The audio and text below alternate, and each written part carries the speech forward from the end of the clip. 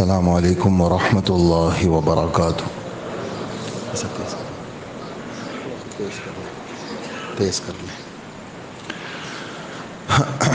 الحمد للہ رب العالمین، الحمد للہ نحمده ونستعینه ونستغفره ونؤمن به ونتوکل علیہ، ونعوذ باللہ من شرور انفسنا ومن سیئات اعمالنا، ونعوذ باللہ من شرور انفسنا ومن سیئات اعمالنا،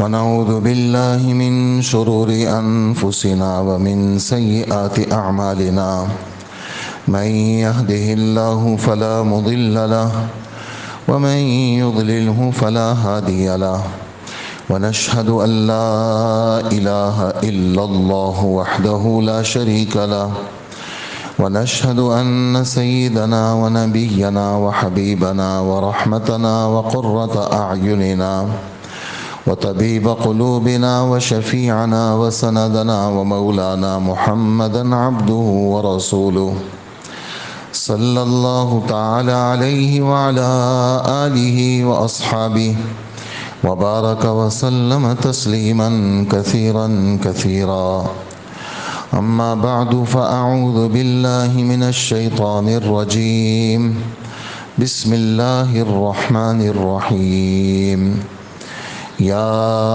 أيها الذين آمنوا كتب عليكم الصيام كما كتب على الذين من قبلكم لعلكم تتقون، أياما معدودات، فمن كان منكم مريضا أو على سفر فعدة من أيام أخر، وعلى الذين يطيقونه فدية طعام مسكين، فمن تطوع خيرا فهو خير له، وأن تصوموا خير لكم إن كنتم تعلمون، صدق الله العظيم۔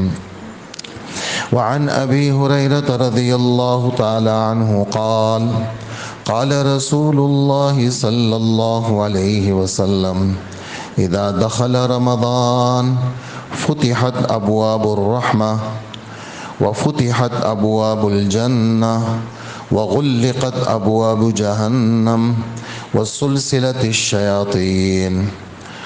وعن أبي هريرة رضي الله عنه قال قال رسول الله صلى الله عليه وسلم من صام رمضان إيمانا واحتسابا غفر له ما تقدم من ذنبه، ومن قام رمضان إيمانا واحتسابا غفر له ما تقدم من ذنبه، ومن قام ليلة القدر إيمانا واحتسابا غفر له ما تقدم من ذنبه۔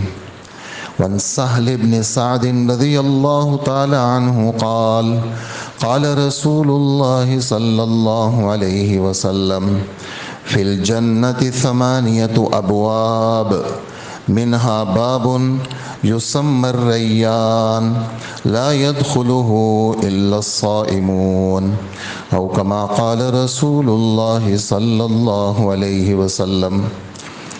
میرے قابل احترام بزرگوں، عزیز دوستوں، ہم سب کے لیے رحمتوں برکتوں کا مہینہ ہے، اور ہمارے لیے، خاص کر ہمارے لیے سے مراد مسلمان مراد ہے۔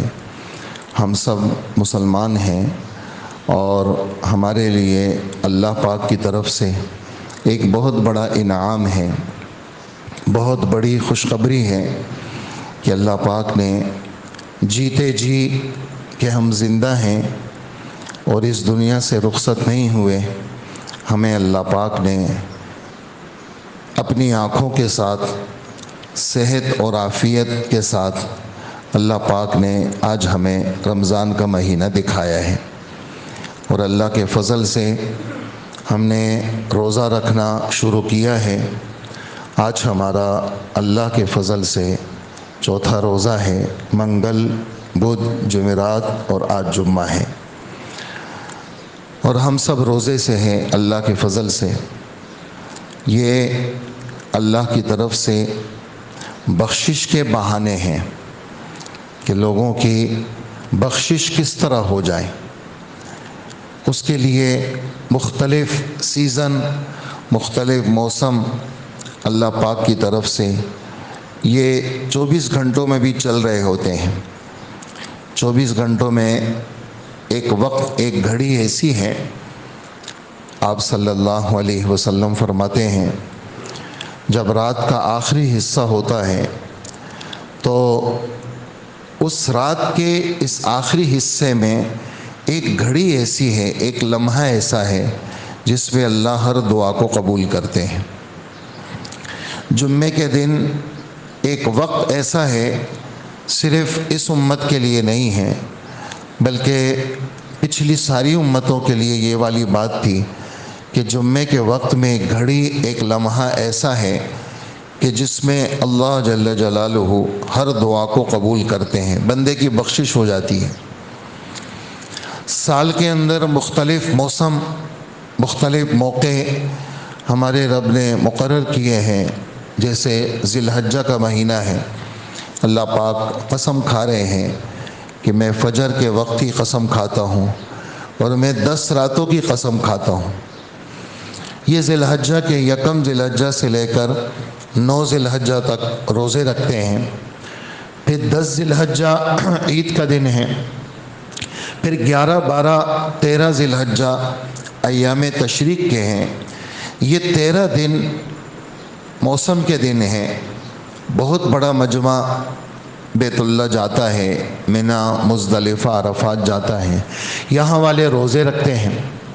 ان کے لیے یہ سیزن ہے کہ ایک دن کا روزہ سال بھر کے روزوں کے برابر اجر رکھتا ہے، رات کی عبادت شب قدر کے برابر اجر رکھتی ہے۔ تو یہ موسم ہے ہمارے رب کی طرف سے بخشش کے۔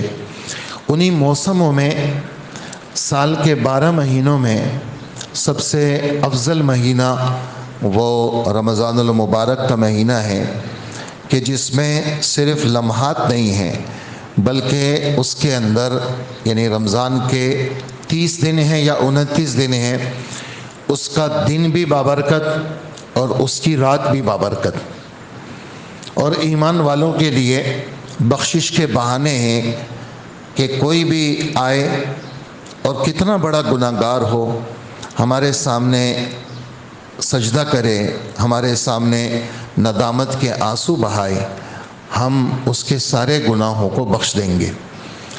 اور رمضان المبارک کی فرضیت مکہ مکرمہ میں نہیں ہوئی، اس لیے کہ وہاں حالات سازگار نہیں تھے اور مسلمان چھپ کر کے عبادت کرتے تھے، حتیٰ کہ نماز بھی بڑی مشکلوں سے ادا کی جاتی تھی۔ زکوٰۃ کی فرضیت اگرچہ آ گئی تھی لیکن پوری تفصیلات زکوٰۃ کی ادائیگی کے وہ مدینہ منورہ میں اس کی ترتیب بنی، اور سن 2 ہجری کے اندر رمضان جب آیا تو اللہ جل جلالہ نے مسلمانوں کے اوپر یہ آیت نازل فرمائی، یا ایہا الذین آمنوا کتب علیکم الصیام۔ رمضان سے پہلے ایام 20 کے روزے فرض تھے، 13، 14، 15 چاند کی تاریخوں کے لحاظ سے۔ رمضان سے پہلے عاشورہ کا روزہ فرض تھا، 10 محرم کا روزہ فرض تھا، لیکن جب یا ایہا الذین آمنوا کتب علیکم الصیام والی آیت نازل ہوئی تو وہ جو 3 روزے تھے 13، 14، 15 کے، اس کی فرضیت منسوخ ہو گئی، لیکن بہرحال اس کا نفل ہونا ابھی بھی کیا ہے، وہ باقی ہے کہ یہ جو 13، 14، 15 ہے کہ کوئی شخص اگر ان 3 روزوں کا پابند ہوگا تو ایک روزے کے بدلے 10 روزوں کا ثواب ہوگا۔ تو جس نے 13، 14، 15 ایام 20 کے روزے رکھے، ایسا ہے جیسے اس نے پورے مہینے کا روزہ رکھا، ایک روزہ 10 کے برابر اس کا اجر۔ اسی طرح عاشورہ کا دن یہ صرف کربلا کے واقعے کی وجہ سے بابرکت نہیں ہے اور منحوس دن نہیں ہے، بلکہ یہ اس وقت سے بابرکت ہے کہ مدینہ منورہ جب آپ تشریف لائے، دیکھا کہ یہودی لوگ وہ 10 محرم کو روزہ رکھتے ہیں۔ آپ نے پوچھا ان سے کہ یہ روزہ تم کیوں رکھتے ہو؟ کہنے لگے کہ یہ وہ دن ہے جس دن میں فرعون غرق ہوا تھا اور بنی اسرائیل کو نجات ملی تھی، تو حضرت موسیٰ علیہ السلام نے شکریہ کے طور پر یہ روزہ رکھا تھا۔ ہمارے نبی صلی اللہ علیہ وسلم نے فرمایا تمہارا موسیٰ سے کیا تعلق، تم تو ویسے ہی ان کو نبی مانتے ہو لیکن تعلیمات پہ عمل نہیں کرتے، ہم زیادہ حقدار ہیں موسیٰ علیہ السلام کے، تم سے زیادہ حقدار ہیں۔ تو آپ نے خود بھی روزہ رکھا اور صحابہ کو بھی آپ نے حکم دیا، لیکن جب یہ رمضان کے روزے آ گئے تو اس میں 10 محرم کی فرضیت تو ختم ہوئی، لیکن اس کا سنت ہونا، مستحب ہونا، ثواب والا ہونا یہ اب بھی باقی ہے۔ یہ روزوں کی فرضیت اس آیت سے اس کا ثبوت ہے، جیسے اقیم الصلاۃ، نمازوں کا خیال رکھو، اقیم الصلاۃ واحد مذکر حاضر، اقیم الصلاۃ جمع مذکر حاضر، اقمنا الصلاۃ جمع مؤنث حاضر، سب کے لیے حکم ہے، واحد کو بھی حکم ہے، جمع مذکر کو بھی حکم ہے اور جمع مؤنث کو بھی حکم ہے، سب کو حکم ہے کہ نمازوں کا خیال رکھو۔ اسی طرح آتوا الزکاۃ، آتینا الزکاۃ، زکوٰۃ کا حکم وہ بھی سب کو ہے، جن کے پاس مخصوص مقدار کا مال ہو تو وہ مخصوص مال کے مخصوص انداز سے مخصوص لوگوں کو دیا جائے، یہ زکوٰۃ کا حکم ہے جو مذہب کے ستونوں کے ساتھ اس کا تعلق ہے۔ ایسے ہی حج کا حکم 4 پارے کے پہلے صفحے کے آخر میں وَلِلَّهِ عَلَى النَّاسِ حِجُّ الْبَيْتِ مَنِ اسْتَطَاعَ إِلَيْهِ سَبِيلًا، اللہ کی رضا کے لیے لوگوں کے ذمے بیت اللہ کا حج کرنا ضروری ہے، لیکن اس کے لیے جو وہاں جانے کی سکت رکھتا ہو، الزاد والراحلہ، وہاں پہنچنے کی اس کے پاس طاقت ہو اور خرچ کا اس کے پاس وہاں کا بھی انتظام ہو، پیچھے گھر بار ہے اس کے لیے بھی خرچ کا انتظام ہو۔ تو یہ شعائر اسلام ہے، انہی میں سے ایک روزہ بھی ہے۔ شعائر، شعیرتن کی جمع کس کو کہتے ہیں؟ ہر وہ چیز جو اللہ کے دین کی علامت ہو، ہر وہ چیز جس سے اللہ کا دین سمجھ میں آئے، جیسے مسجد کا مینارہ یہ اللہ کے دین کا شعائر ہے، جہاں آپ کو مینارہ نظر آئے گا وہاں آپ کا ذہن فوراً جائے گا کہ یہ اللہ کا گھر ہے، یہ اللہ کا گھر ہے۔ اسی طرح مسلمان ختنہ کرتے ہیں اپنے بچوں کا، یہ ختنہ کرنا یہ اللہ کے دین کی نشانی ہے، جیسے کہ حجر اسود اللہ کے دین کی نشانی، بیت اللہ اللہ کے دین کی نشانی، منا، عرفات، مزدلفہ اللہ کے دین کی نشانی، صفا، مروہ اللہ کے دین کی نشانی۔ اس وقت آپ کے سامنے گائے، بیل، اونٹوں کا، بھیڑوں کا، بکریوں کا ریوڑ گزرے، آپ کا دل دماغ کہیں نہیں جائے گا، آپ کہیں گے کسی کے جانور ہوں گے، لیکن اگر یہی جانور ذی الحجہ کے مہینے میں آپ کو نظر آئیں تو آپ کا فوراً ذہن جائے گا یہ قربانی کا جانور ہے۔ تو قربانی ہمارے رب فرماتے ہیں وَالْبُدْنَ جَعَلْنَاهَا لَكُم مِّن شَعَائِرِ اللَّهِ، یہ جو قربانی کا جانور ہے یہ ہم نے اللہ کے دین کی نشانی بنایا ہے۔ ایسے ہی روزہ یہ اللہ کے دین کی نشانی ہے۔ کیا بتانا چاہ رہے ہیں؟ کہ یہ بتانا چاہ رہے ہیں کہ روزے کو عزت دو، جیسے مسجد کو عزت دینے کا حکم ہے، روزے کو عزت دو جیسے مسجد کو عزت دینے کا حکم ہے۔ مسجد کو کیسے عزت دیں گے؟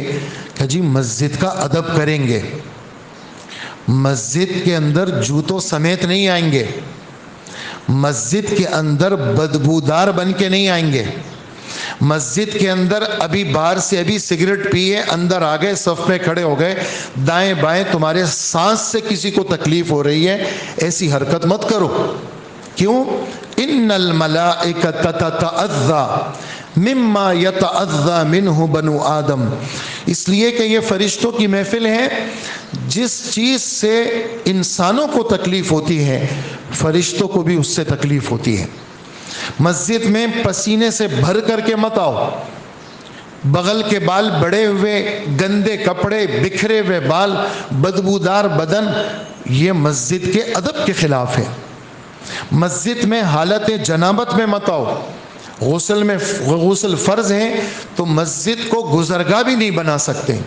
انی لا احل المسجد لحائض ولا للجنب، میں مسجد کا داخلہ کبھی بھی حلال نہیں کرتا۔ اللہ کے رسول کے الفاظ سنائیں آپ کو، میں مسجد کا داخلہ کبھی بھی حلال نہیں کروں گا۔ کس کے لیے؟ وہ عورت جو ناپاک عورت ہے اور وہ مرد جس کے اوپر غسل فرض ہے۔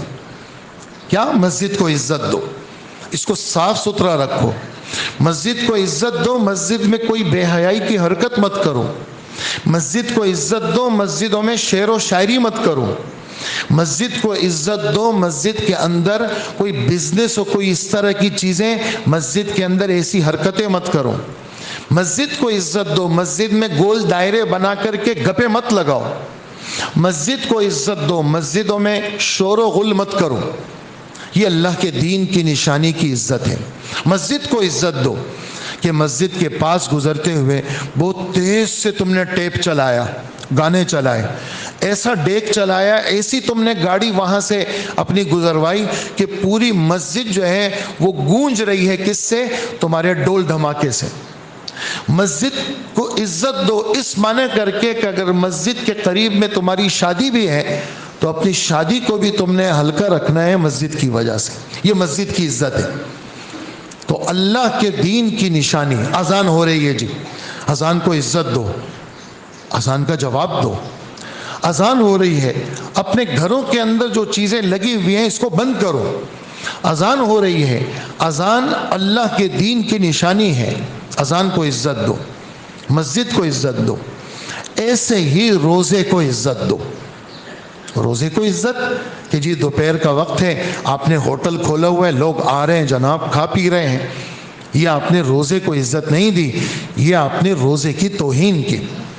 دوپہر کا وقت ہے، آپ گرم گرم پکوڑے اور سموسے بنا رہے ہیں اور مختلف آرڈر آ رہے ہیں، آپ اس کو دے رہے ہیں، یہ آپ نے روزے کو عزت نہیں دی، یہ آپ نے روزے کی بے حرمتی کی۔ آپ خود دن دہاڑے تندرست ہو کر کے لوگوں کے سامنے کھا پی رہے ہیں، یہ آپ نے اللہ کے دین کی جو اہم نشانی تھی اس کی بے حرمتی کی آپ نے۔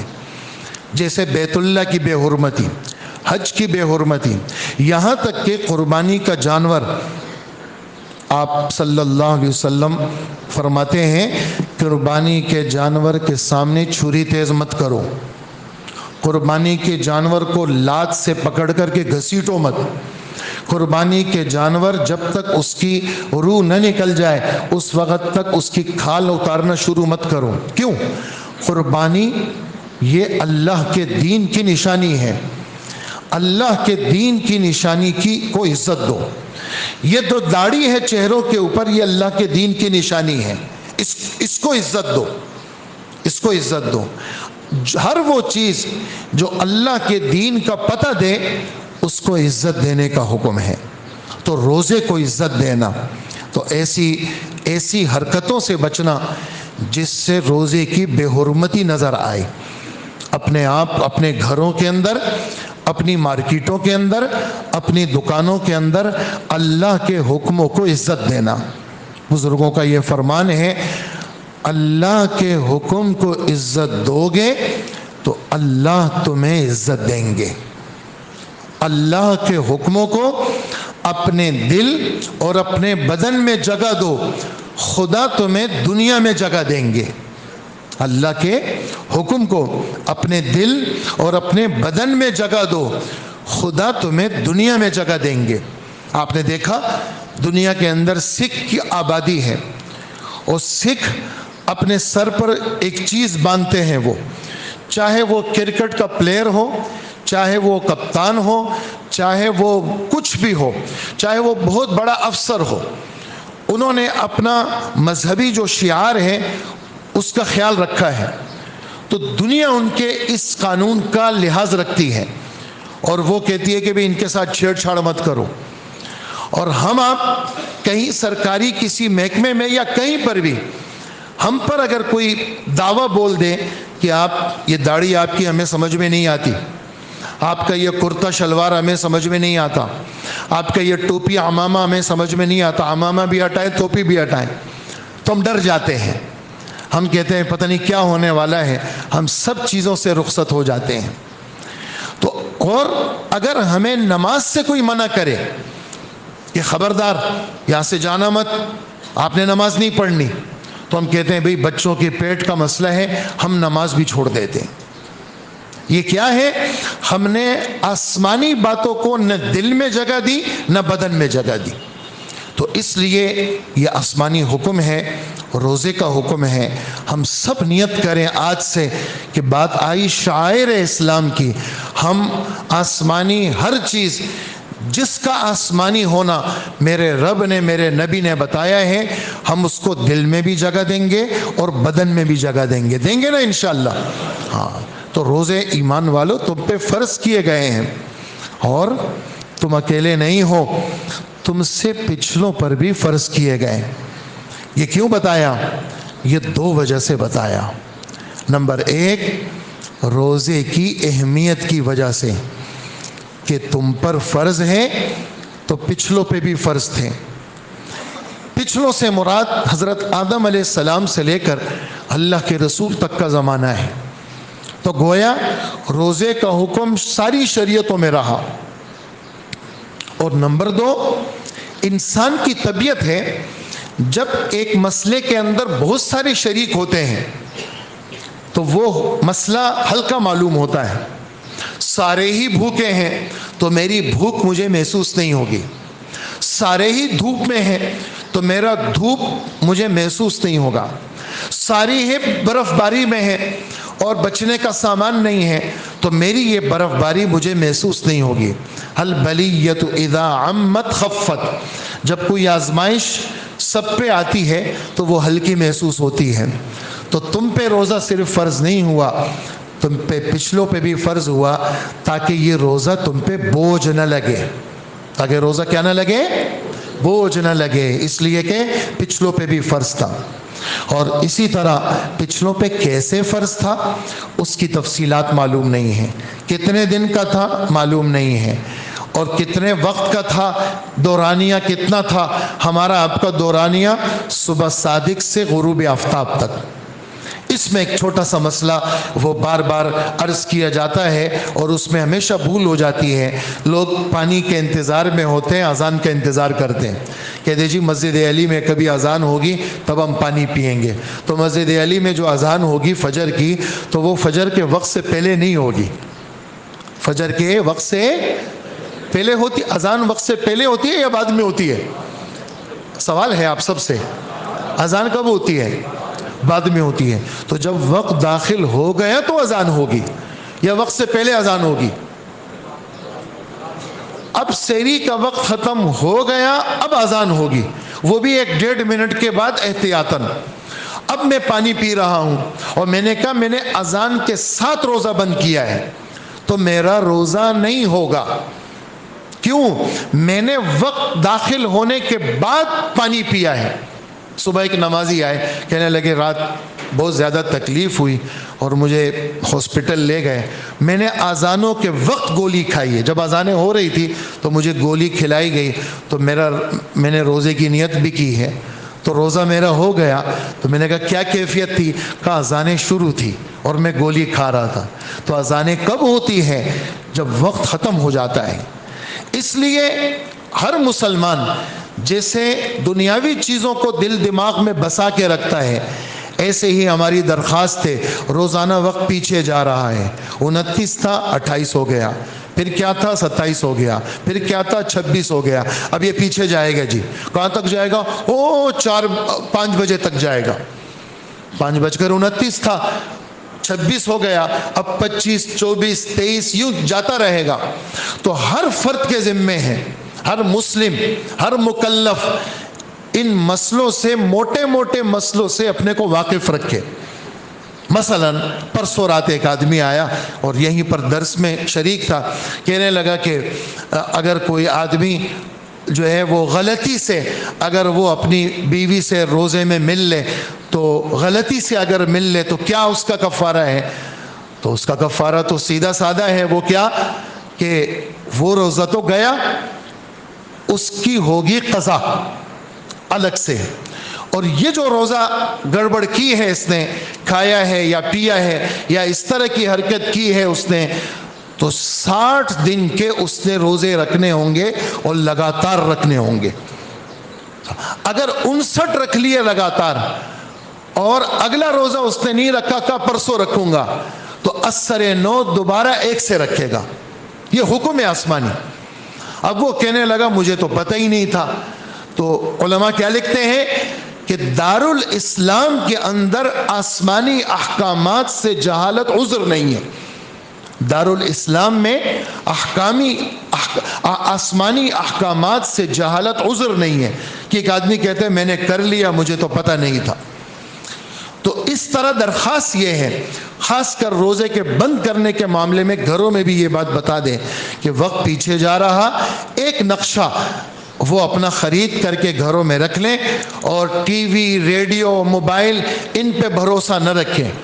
ہمیشہ کی یہ جو سادی چیزیں ہیں نا، ان سادی چیزوں پہ جو ہماری دیسی چیزیں ہیں اس پہ بھروسہ رکھا کریں۔ یہ موبائلوں پہ اور ریڈیو پہ اور ان چیزوں پہ بھروسہ نہ رکھیں، اور وقت کو سامنے رکھیں تاکہ ہمارا روزہ خراب نہ ہو۔ اسی طرح اگر کسی نے غروب آفتاب سے 1 منٹ پہلے افطار کیا، تھوڑی دیر پہلے افطار کیا، اس کے پورے دن کا روزہ ختم ہو گیا۔ اس لیے غروب آفتاب کا انتظار کیا جائے، اس کے اندر بھی اپنی پوری تحقیق کے ساتھ مکمل جب غروب ہو جائے، اس کے بھی تھوڑی دیر کے بعد، چند لمحوں کے بعد صحیح ہو، 1 منٹ کا احتیاط رکھ لیں، اس کے بعد افطار کیا جائے۔ اس لیے کہ روزے کا جو وقت ہے وہ صبح صادق سے غروب آفتاب تک ہے، اور ہمارے رب فرماتے ہیں ثم اتم الصیام الی اللیل، تم روزے کی تکمیل کرو کہاں تک؟ رات تک۔ اور اللہ کے رسول فرماتے ہیں جب یہ رات آ جائے اب روزہ ختم ہو گیا۔ اب اگر کوئی آدمی کہتا ہے نہیں میں ذرا مزید روزہ رکھتا ہوں، افطار کرتا ہوں، افطار دیر سے کروں گا اور نماز اور دیر سے پڑھوں گا، یہ اللہ کے رسول صلی اللہ علیہ وسلم کا کیا ہے؟ یہ مخالف ہے آدمی۔ اس لیے کیا فرمایا؟ افطار میں جلدی کرو۔ جب تک مسلمان افطار میں جلدی کریں گے اور سحری کھاتے رہیں گے، فرمایا ہمارے اور یہودیوں کے روزوں میں فرق یہ ہے کہ یہودی سحری نہیں کھاتے، ہم سحری کھاتے ہیں۔ بہت سارے لوگ 12-1 بجے کھانا کر کے وہ کہتے ہیں جی ہمارا روزہ ہے، یہی سحری ہو گئی۔ انہوں نے اللہ کے رسول کی ترتیب کو چھوڑا۔ کیا فرماتے ہیں؟ تسحروا فإن فی السحور برکہ، سحری کیا کرو اس لیے کہ سحری کھانے میں برکت ہے۔ آپ سحری کر رہے تھے، ایک کچھ صحابہ ملنے کے لیے آئے، فرمایا آؤ برکت کا کھانا کھا لو، آؤ برکت کا کھانا کھا لو۔ فرمایا یہ ہمارے نبی کا فرمان ہے کہ ایمان والوں کو یہ حکم ہے کہ وہ دوپہر میں تھوڑی دیر قیلولہ کر کے رات تہجد میں اٹھنے کے لیے طاقت لیں، اور سحری کر کے اپنے روزے کو طاقتور بنائیں تاکہ سحری نہ کر کے تمہاری طبیعتوں پہ کمزوری نہ ہو۔ یہ احکامات ہیں کہ ہمارے نبی نے ان احکامات میں آپ سمجھیں کہ رنگ بھر دیے اپنے عمل کے ساتھ۔ سحری بھی آپ نے کر لی اور آپ نے افطاری میں جلدی کا حکم دیا۔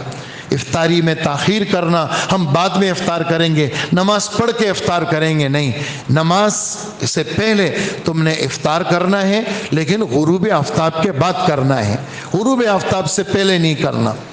اور یہ روزوں کی فرضیت جو تم پر آئی ہے، اس کا فائدہ کیا ہے؟ فرمایا اپنے روزے کی تعریف، لفظی ترجمہ روزے کا اپنے آپ کو روکنا، کسی چیز سے بھی روکنا۔ جیسے اگر ہم عام دنوں میں ہیں، بیٹھے ہوئے بیان سن رہے ہیں، اس وقت بھی ہم روزے سے ہیں۔ کیوں؟ اس لیے کہ اس وقت بیان کے دوران نہ میں کھا پی رہا ہوں نہ آپ کھا پی رہے ہیں، لیکن ہم تھوڑی دیر پہلے کھا پی کے آئے ہیں، ابھی جمعے کے بعد پھر کھائیں گے عام دنوں میں۔ اور شریعت کی اصطلاح میں روزہ کس کو کہتے ہیں؟ کھانا پینا اور بیوی سے صحبت کرنا، اس سے اپنے آپ کو صبح صادق سے لے کر غروب آفتاب تک روکے رکھنا۔ نمبر 2، صبح سے لے کر کے رات تک روزے کی نیت بھی کرنا۔ ایک آدمی کھانے پینے اور ہر چیز سے رک گیا، لیکن روزے کی نیت ہی نہیں کی، وضو تو کر لیا اس نے، زبان سے دل سے کوئی ارادہ نہیں، آ کر کے یوں ہاتھ باندھ لیا اور 4 رکعت نماز پڑھ لی، اس کی نماز نہیں ہوئی جب تک وہ نماز کی نیت نہ کرے۔ اور نیت زبان سے بولنے کا نام نہیں، نیت تو دل سے ارادے کا نام ہے۔ ایسے ہی کھانا پینا اور اپنی بیوی سے ملنا، اس سے رک تو گیا لیکن روزے کی نیت بھی ضروری ہے۔ یہ سب باتیں بہت چھوٹی چھوٹی ہیں، آپ کہیں گے یہ کیا بات ہے؟ ہاں یہ باتیں ہیں۔ بہت سارے لوگ وہ روزے کی نیت ہی نہیں کرتے، بہت سارے لوگ رات صبح سحری بھی نہیں کرتے اور روزے کی نیت بھی نہیں، اور کہتے ہیں ہمارا روزہ ہو گیا۔ تو روزے کی نیت کہ میں روزہ رکھ رہا ہوں، آج جمعے کا دن ہے، میرا روزہ ہے، اور میں نے صبح سحری کی ہے، اور سحری میں اٹھا اس لیے ہوں کہ میرا روزہ رکھنا ہے۔ تو اپنے دل دماغ کو بیدار کرنا کس کے لیے؟ روزے کے لیے۔ چیزوں سے رک تو گیا لیکن نیت بھی ضروری ہے کہ وہ روزے کی نیت بھی کرے۔ جیسے نماز کی نیت، میں نے 1,00,000 روپے بانٹ دیے، لیکن میں نے الگ کرتے وقت اور دیتے وقت زکوٰۃ کی نیت نہیں کی، تو میری زکوٰۃ ادا نہیں ہوگی۔ میں پیسوں کے الگ کرتے وقت میں زکوٰۃ کی نیت کروں گا، تب میری فرض زکوٰۃ ادا ہوگی۔ میں نے احرام پہن لیا اور میں نے طواف کر لیا، منی، عرفات، مزدلفہ سب ہو گیا، لیکن میں نے حج کی نیت ہی نہیں کی، تو میرا حج بھی نہیں ہوگا۔ اس لیے روزے کے وجود کے لیے نیت کا ہونا ضروری ہے۔ حجی فائدہ کیا ہوگا روزے کا؟ حجی فائدہ یہ ہوگا لعلکم تتقون، امید ہے روزے کی برکت سے تم رفتہ رفتہ پرہیزگار بن جاؤ گے، اس لیے کہ نفس کو قابو کرنا اور اللہ کے حکم کا پابند بنانا، یہی بنیاد ہے تقوی کی۔ اور جب یہ نفس کی عادت پڑ گئی اس مہینے کے اندر کہ اپنے آپ کو تم نے روکنا سیکھ لیا، مسجد میں اگلی صف میں عادت تم نے ڈال دی، تراویح کے لیے اپنے آپ کو پختہ کر لیا، اور ہر حرام کام سے بچنے کی نیت کر لی، تو یہ روزے کی غرض ہے۔ اگر تم نے ایسا روزہ رکھا جیسے نبی نے فرمایا تو تمہیں کیا ہوگا؟ تمہیں اللہ پاک تقوی دیں گے۔ اور روزہ یہ صرف نہ کھانے کا نام نہیں ہے کہ بھئی میں نے کھایا پیا، نہیں، روزہ تو آنکھوں کا بھی روزہ ہے کہ اپنے آپ کو بے حیائی کے دیکھنے سے بچانا۔ روزہ تو زبان کا بھی روزہ ہے کہ جھوٹ سے بچنا اور غیبت سے بچنا اور ہر غلط حرکت سے بچنا اور ایسی چیز سے بچنا جس سے کسی کا دل دکھے۔ روزہ تو رکھا لیکن افطار کے وقت میں اپنے برتن توڑنے شروع کر دیے اور بچوں کو گالیاں دینا شروع کر دی اور مار دھاڑ شروع کر لی، اور جناب جو چیزیں پڑی ہوئی تھی آپ نے پورے دسترخوان کو ملیا میٹ کر لیا۔ کیوں؟ میرا روزہ ہے اور میں بلڈ پریشر کا مریض ہوں، آپ کو پتہ نہیں ہے تم لوگوں کو میرا بلڈ پریشر ہائی ہو جاتا ہے۔ تو نہیں، ایسے وقت میں اپنے آپ کو، اپنے بلڈ پریشر کو تھوڑا سا خود قابو میں رکھنا ہے، اور اگر قابو میں نہیں ہے تو جگہ چھوڑ دو، محفل چھوڑ دو، لیکن کسی کا دل مت دکھاؤ۔ تو افطار کے وقت میں اپنی زبان کو قابو میں رکھنا، گالم گلوچ سے اپنی حفاظت کرنا۔ اور ہمارے نبی کیا فرماتے ہیں؟